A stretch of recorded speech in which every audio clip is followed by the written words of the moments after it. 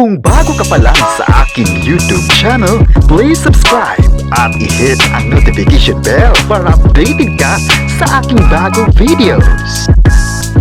Si Gabo ni Coco Martin, mas lalong pinag-usapan. Mga fans, may kanya-kanyang hula kung sino ang mga karakter. Ang buong detalye, alamin!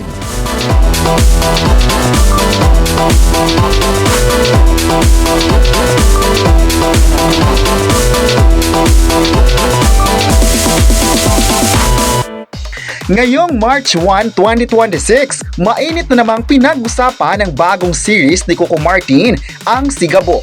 Sa online ngayon ay trending ang ilang topics patungkol sa new series na inanunsyo ng nag-iisang aktor at direktor Coco Martin. Ilan din sa pinag-usapan ngayon ay kung sino ang mga line-up actors na posibleng mapapabilang sa naturang series. Ayon pa sa ilang insider, inaayos na ngayon ang line-up ng mga actors ng Si Gabo at kasalukuyan na ding nagtitiping ang ilang artista. Talagang pasabog raw ito dahil kahit kasalukuyan pang napapanood ang Batang Quiapo, ngunit planado na agad ang papalit na serye.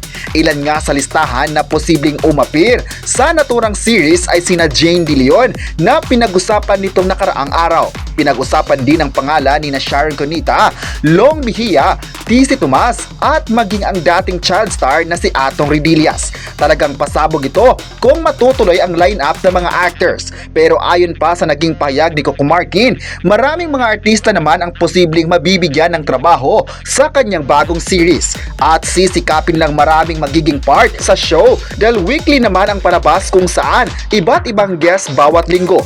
Kaaba-abang nga rin dahil ngayon pa lang ay marami ng aplikante ang nasabing teleserye at inaabangan talaga ang unang pagpapalabas nito sa March 16, 8pm sa Kapamilya Channel. Dahil dito marami sa mga fans at viewers ang excited na sa mga artistang mapapabilang sa Si Gabo.